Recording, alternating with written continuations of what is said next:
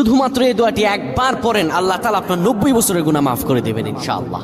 আপনার 90 বছরের গুনাহ মাফ হয়ে যাবে যদি মাত্র এই দোয়াটি যদি একবার পড়তে পারেন। আপনার ভাগ্য খুলে যাবে, রিজিকে বরকত আসবে, মনের ন্যাক আশা পূরণ হবে, আল্লাহ আপনার সব দোয়া কবুল করে দিবেন। সুবহানাল্লাহি ওয়া বিহামদি।